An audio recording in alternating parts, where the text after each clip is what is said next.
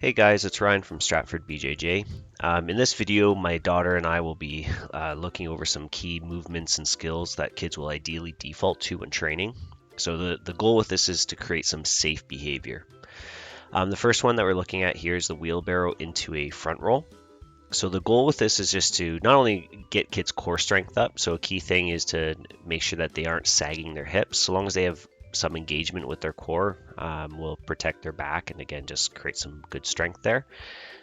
But what we want them to do, take as many steps with their hands as they can, and then we're going to direct them to tuck their chin looking towards you, and then flip them over as you pull up slightly. So I mean, you're not doing the work here, but you're making sure that they're not spiking their head or dropping too quickly onto their face. The deal here is that we're making them comfortable with rotating over their head and getting them used to inverting themselves.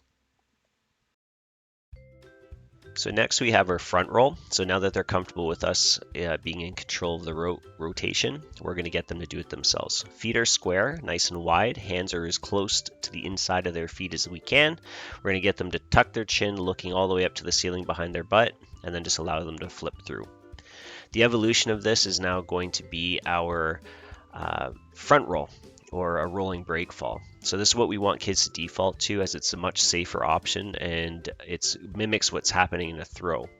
So feet start square, you take a step forward, they get to make a diamond shape with their hands as they place them beside their front foot, not in front of it. Very important detail, otherwise kids will fight with trying to generate that forward momentum and essentially block themselves. We also don't want them collapsing onto their shoulder.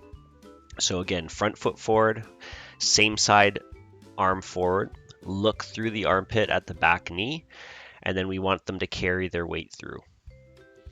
Now we have a variation on this which we can help. Say if kids are a little bit afraid or just continue to flop to their hip, so they're not actually doing more of the somersault. And that's why we start with our somersault, is to make sure that they're defaulting again more so of tucking their head in so that they're not again falling hard. We're going to get them to do the same general idea, take a step, put their hands down, but then the forward leg is going to be bent and knee placed on the floor. You're going to reach through the back leg to the lead arm, controlling their head, and then we allow them to rotate through in a much more controlled manner. And there's no drop, there's no height to this, so it's a lot easier. Next up, we have our standard breakfall. So key thing with this, we never allow the head to hit the floor. Back is rounded, hands are on the shoulders. So we're going to sit down on our butt to start, chin tucked, allow the mid back to hit the floor. A lot of kids will tend to try and smack or reach out before their back touches. That can be really dangerous on their shoulders, and again, not the correct thing that we want to do.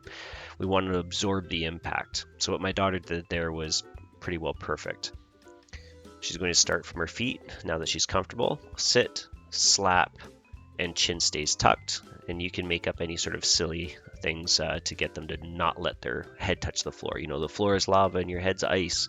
Or again, maybe you stick your foot underneath and you say, my foot's stinky, don't get a stinky head. And so on. So we're going to try and build up into our back roll now. This tends to be really challenging for younger kids. Just the size of their body in comparison to their head makes it pretty tough to get over the top of their shoulder. And again, we don't want them going over their neck. So this is going to be a controlled way to trust you and also to keep their back rounded so they don't flatten out.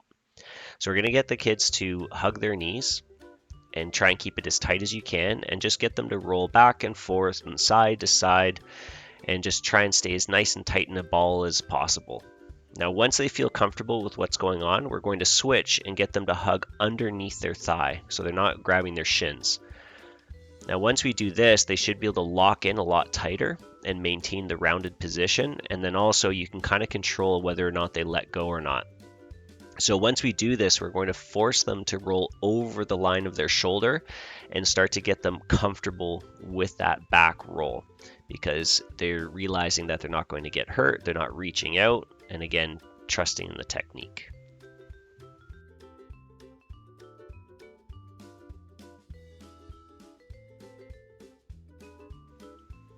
So next up here, we are going to move to our back roll. So we want them to do their break fall and then continue to rotate over the line of their shoulder.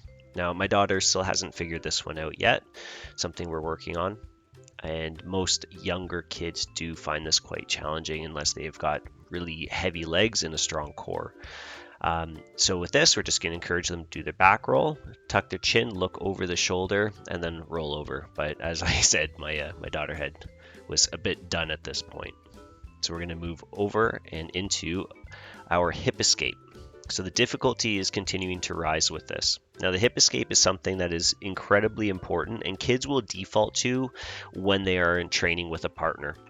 When you actually get them wrestling and rolling around and trying to avoid mount position, they will default and correctly hip escape so long as they're not rotating their back away from their partner. But we're just trying to introduce the movement here. So what we get them to do is the butt to wall technique to teach. For a lot of coaches, teaching a hip escape or a shrimp as it's also known is really frustrating. Some kids take weeks to be able to learn this and other kids can just do it immediately. So what we want them to do is get them as close to the wall as we can.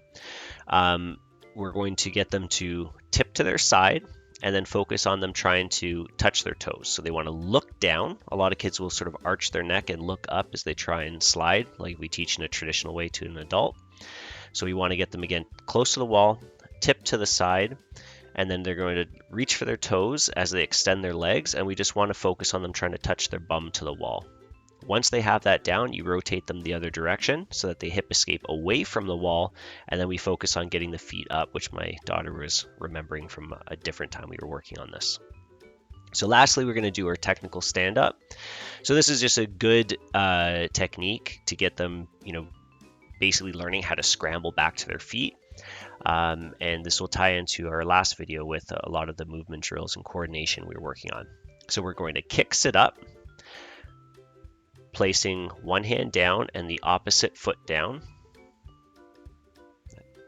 And then we're going to elevate our hips and float. And then we want to focus on getting them to pull or extract their leg backwards. Now, a key detail with this is focusing on getting their belly to the mat. So allow them to almost turn their back to you to be able to stand up. Again, this can be challenging. A lot of kids like to rotate forward and flop and fully expose their back, and we want to avoid that as much as possible. So a good reminder is just saying with that forward hand that's not on the mat, say keep your hand pointing at me, or just keep your eyes on me. So again, hand, opposite foot, float, and then belly to the mat and to your feet. And then always reminding them, don't let them see your back. So have fun with these ones, guys. Enjoy.